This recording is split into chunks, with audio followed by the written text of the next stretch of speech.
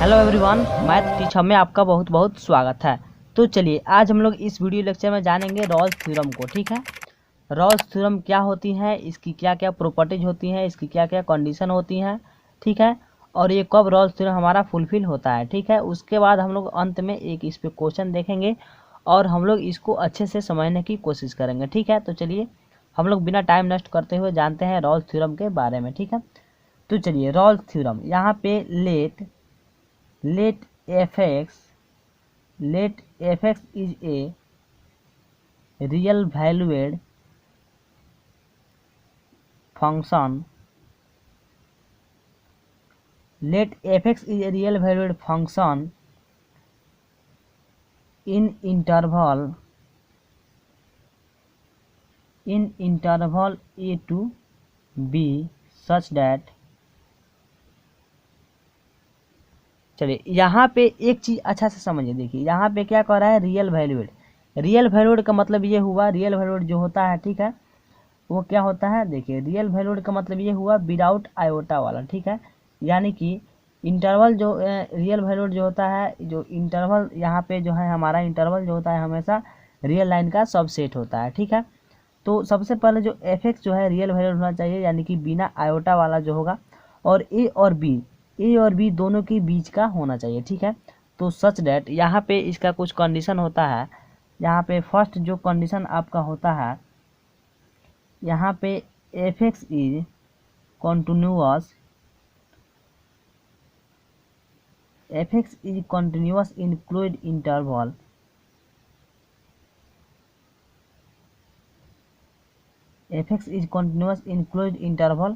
यहाँ पे a to b, इसको हम लोग closed interval a to b कहते हैं। ठीक है, ये हमारा फर्स्ट कंडीशन है। और यहाँ पे सेकंड कंडीशन जो होता है, यहाँ पे एफ एक्स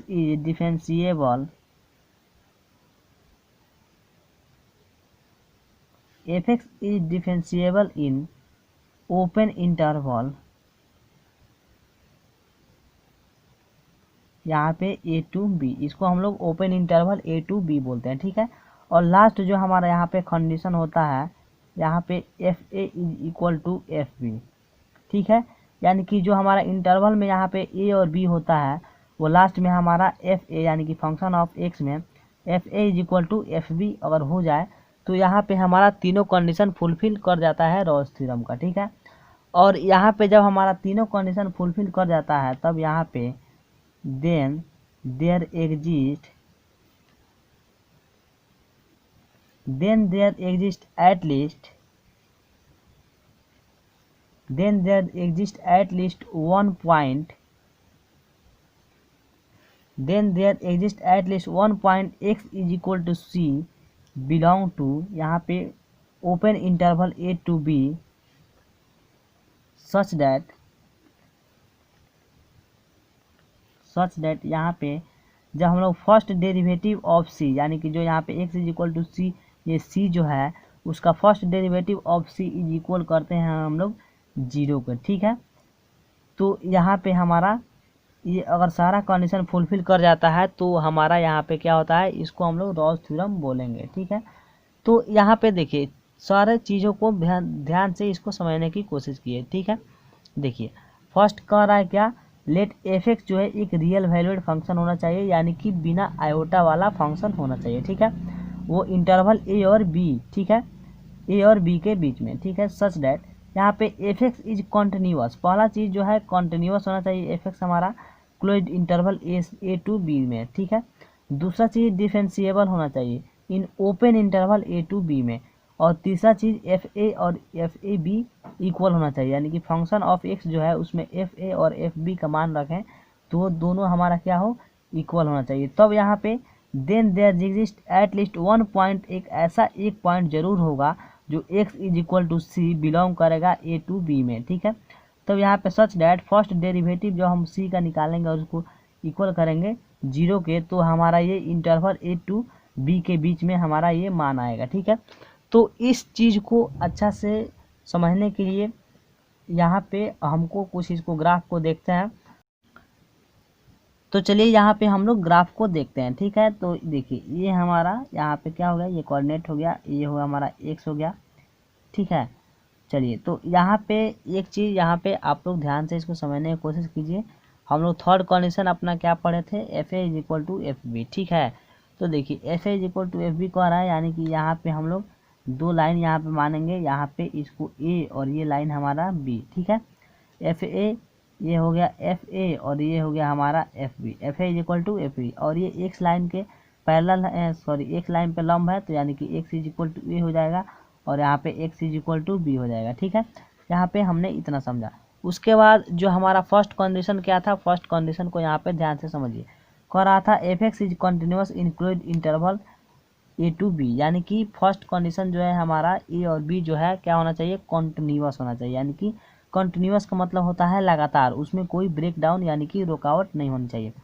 तो यहाँ पे हमारा एक कंडीशन ऐसे हो सकता है, ये लगातार है, इसमें कोई ब्रेक डाउन नहीं है, ठीक है। चलिए यहाँ पे और कौन कौन से कंडीशन यहाँ पे हो सकते हैं उसको हम लोग यहाँ पे समझते हैं, ठीक है।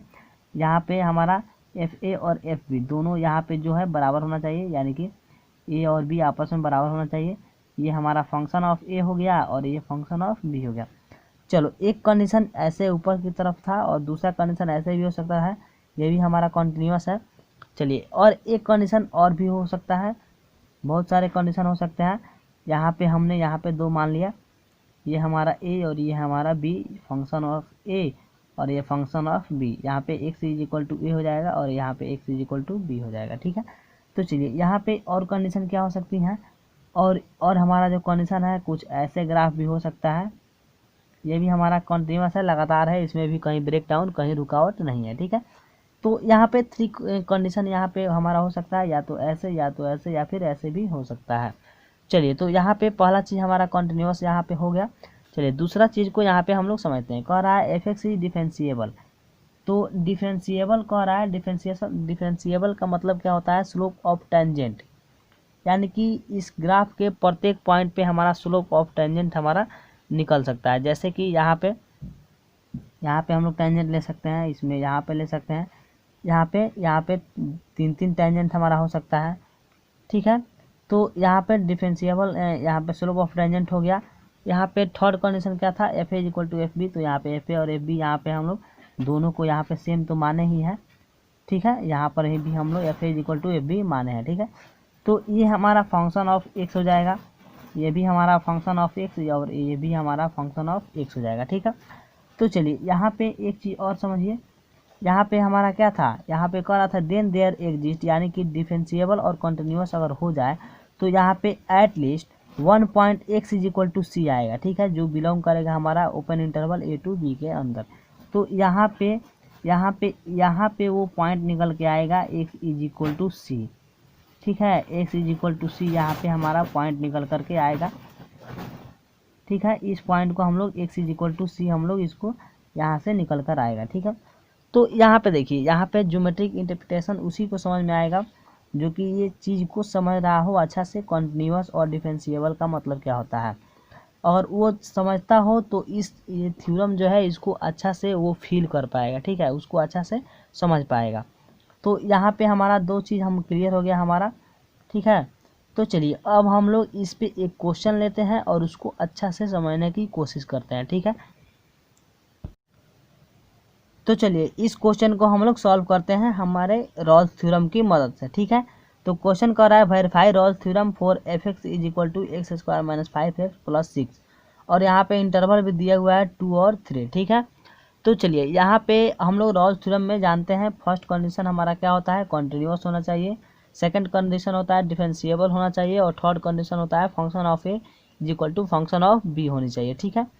तो चलिए इसको हम लोग सॉल्व करते हैं, ठीक है। तो फर्स्ट ऑफ ऑल यहाँ पे हम लोग लिखेंगे सॉल्यूशन, ठीक है। और यहाँ पे हमारा गिवन क्या दिया हुआ है उसको हम लोग गिवन लिख लेंगे, फिर given f x is equal to x square minus 5x और प्लस 6 यहाँ पे दिया हुआ है, ठीक है।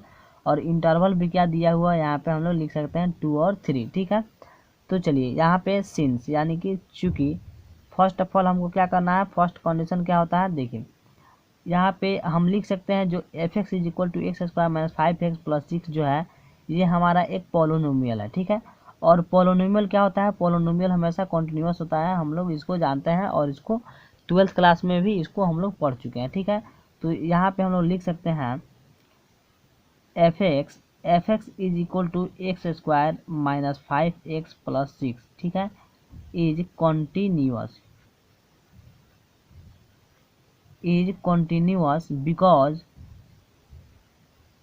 बिकॉज आप चाहे तो इसको पूरा लिख सकते हैं, बिकॉज फंक्शन इज पोलोनोमियल, ठीक है, because function is polynomial then we know that यानी कि हम लोग जानते हैं, we know that polynomial is continuous,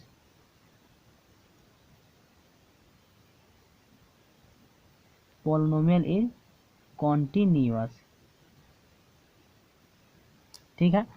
चलिए, तो यहाँ पे फर्स्ट हमारा जो हमारा क्या था, फर्स्ट हमारा जो रूल था कॉन्टिन्यूअस हमारा यहाँ पे हो चुका है, क्योंकि ये जो हमारा इक्वेशन यहाँ पे दिया हुआ है f x is equal to, ये हमारा पोलोनोमियल है और एवरी पोलोनोमियल जो होता है हमारा कॉन्टिन्यूअस होता है। चलिए ठीक है, अब यहाँ पे हम लोग सेकेंड रूल को जानते हैं। सेकेंड नियम क्या कहता है, डिफरेंशिएबल होना चाहिए, यानी कि जो यहाँ पे हमारा फंक्शन ऑफ एक्स दिया हुआ है ये हमारा इसका डिफरेंशिएबल निकलना चाहिए, ठीक है। तो इसका हम लोग फर्स्ट डेरिवेटिव हम निकालेंगे, function of x is equal to, तो ये क्या हो जाएगा, पावर पे 2 है तो इंटू में आ जाएगा 2x और माइनस 5 अलग हो जाएगा और x हट जाएगा, ठीक है। तो ये हमारा डिफरेंशिएबल इसका निकल गया है, ठीक है।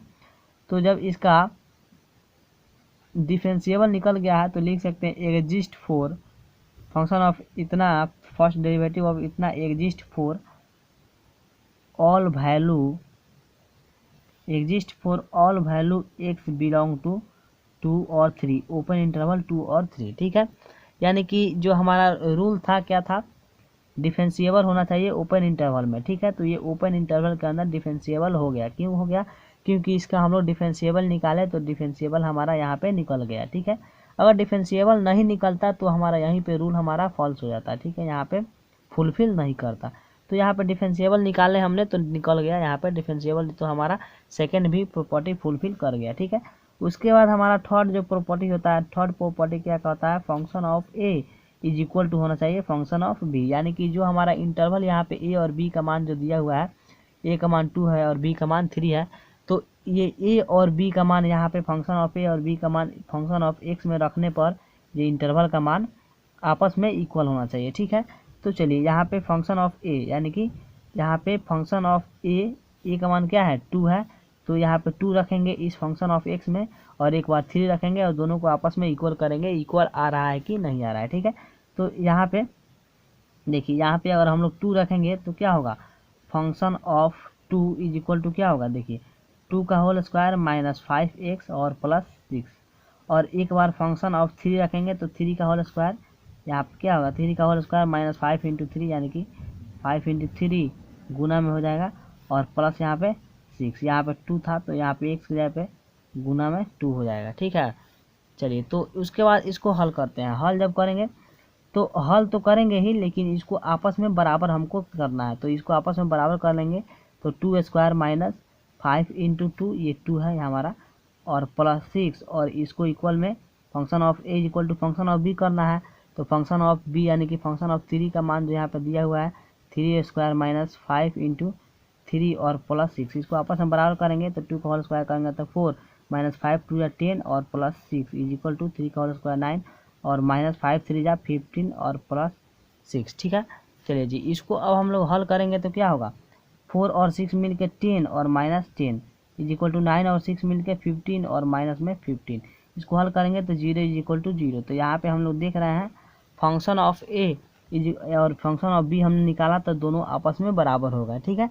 जब यहाँ पे हमारा बराबर हो जाता है तो हमने बताया था, तो अब यहाँ पे क्या होगा, तब यहाँ पे हेंस, अगर बराबर हो जाए हेंस, तब यहाँ पे हम लोग लिख सकते हैं function of x is verified, ठीक है। Function of x is verified of 3 condition, function of x is verified 3 condition of Rolle's theorem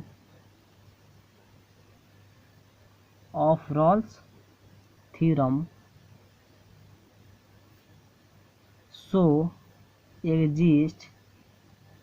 exist a value